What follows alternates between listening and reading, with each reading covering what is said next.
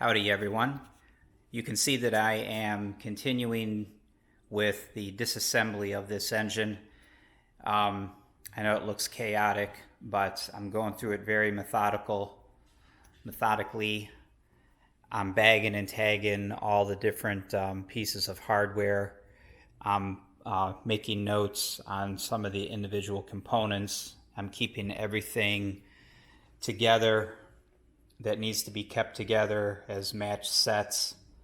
I'm labeling things that need to be labeled. Right now I'm just disassembling. I'm taking a lot of pictures. I do have an engine stand, but because this thing was laying horizontal on the cradle, it would have been way too difficult to try to get it up onto the engine stand. The engine stand is homemade and it was given to me, and I don't really trust it to bear the full weight of an engine. So I really didn't want to use it anyway. So I pulled everything off of this that I could to make it as light as I could, and then I put it up here on my bench, and then I'm continuing to pull parts of it off of it. I'm taking a lot of photographs just so things can go back together the way that they came out. You can see I've got the cylinders up here. I've got some gaskets and hardware here. So again, I'm just doing disassembly. It's nothing fancy. I'm just taking my time, making sure things are done correctly and nothing is getting damaged or scratched or anything of that nature. So I'll do some more disassembly, and as I get further into it, I'll do some more videotaping. But like I said, this is a brand new engine. There's no wear on it at all. It had been run momentarily on the engine stand after it was assembled at the factory, but it hasn't been run since. But I did want to go through it because it's been sitting since 2012, and like I said, I want to repaint it. So, all right, I will continue on with this stuff here, and I'll come back and talk to you guys later. Howdy, everyone. All right, well, like I said in my last video, I believe it was the last video, that I've transitioned from working on the canopy to working on this engine.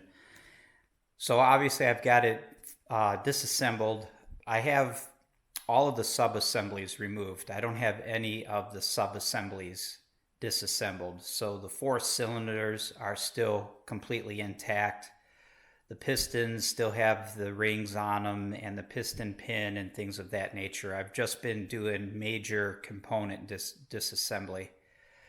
Obviously I've got the case split and I've got the crank and the camshaft out.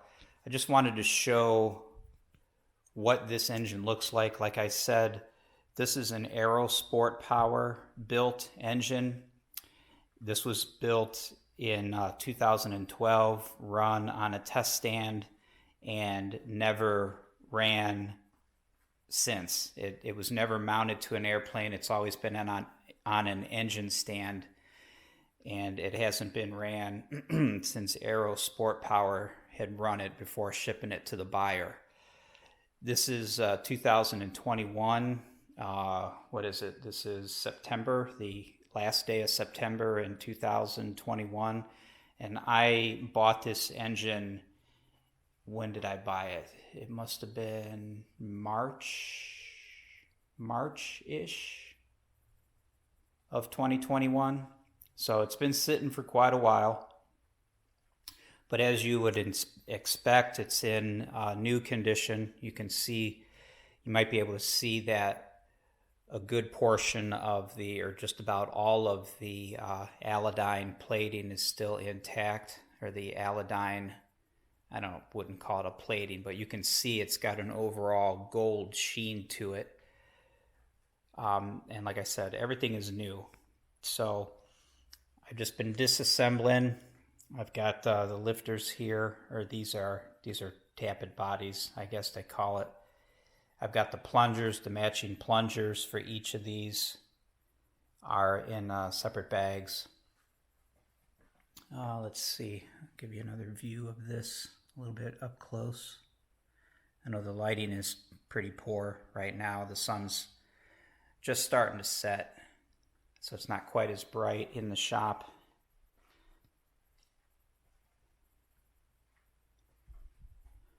pretty sweet. Really don't have a lot to talk about. I just thought I would take a break real quick and just give an update on kind of where I am with this thing and where I'm going. So obviously this is the camshaft. Basically has, well, it doesn't have any wear on it. Brand new camshaft. And then the brand new crank, connecting rods, of course bearings, but the bearings will be replaced. So yeah, so my plan is obviously not to screw with anything that doesn't need it. Of course, probably some of you are laughing already because you're probably thinking, why did you even bother taking it apart? But I don't like the color. I never did. I hate the color of this engine. I want to repaint it. I want to strip all the paint off of it and all of its different components, especially the heads, and repaint it. In order to do that, in my mind, in order to do that correctly, it needed to be disassembled. Plus, it's been sitting since 2012. I just wanted to be absolutely sure that the gaskets and O-rings get replaced. Don't necessarily trust them. I've got a few of them laying over here. Just different pieces, parts really, but you can see that these gaskets look like they're brand new for the most part, and they were at the time, but you just don't know. I wasn't sure if the O-rings, you know, were still pliable, if the gaskets were dry rotting or anything, if the rings around the cylinders were good or not, you know. So I just felt better getting into it and checking it out rather than hoping, keeping my fingers crossed that, as you know, since it's been sitting since 2012, hoping that everything was still airworthy. So between the not knowing for sure, like I said, with the gaskets and seals and all that good stuff, and not knowing the condition of those items, not liking the color and planning on repainting it anyway, this just made the most sense. And like I said, I've done this before. I've done this on a smaller Continental engine, so I'm familiar with it.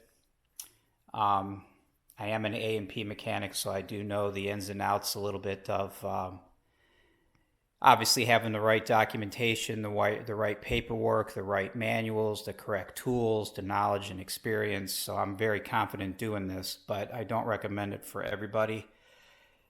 Again, it's 100% attention to detail, and you know, if you oversight something, if you mess something up, there could be some pretty major consequences. So I am not going to cover anything in great detail. This is not a tutorial on how to overhaul an engine, not even by a long shot. I'm just kind of documenting bits and pieces of what I'm going through, but I am not going to go into any real details because, like I said, I don't want anybody to think that this is a step-by-step instructional video series on how to overhaul an engine, because it definitely is not. So this is where I am at this point. I'm going to continue to strip down these cases. I got a couple of fittings that still need to be removed on each one. I've got an idler gear shaft on each one that needs to be removed. There are a lot of these little plugs inside as well that still need to be removed on both cases. Fittings like this. Here's another plug. I believe this is the oil pressure adjustment. This has got to come off. I want to get these cases, except for the studs stay. I want to get these cases stripped down to nothing, and then I'm going to clean them up and get the paint stripped off of them, and then I can start reassembly. And what I'm going to do is, obviously, I'm going to start with the case. As I get the case assembled, or to get the case assembled, I got to buy new hardware. I got to buy new bearings. As I do that and get it put back together, painted and everything, and then the next step will be what? The cylinders. So at that point, I'll work on each individual cylinder. Disassembly, clean, new hardware, reassemble, paint, reassemble, then put it on the engine and just kind of work through it like that. So let's see. The next time I videotape, it might be painted. I don't know if I'll jump that far. I might break in before that just to kind of go over what's been happening, but steady as she goes as always. All right, talk to you guys later.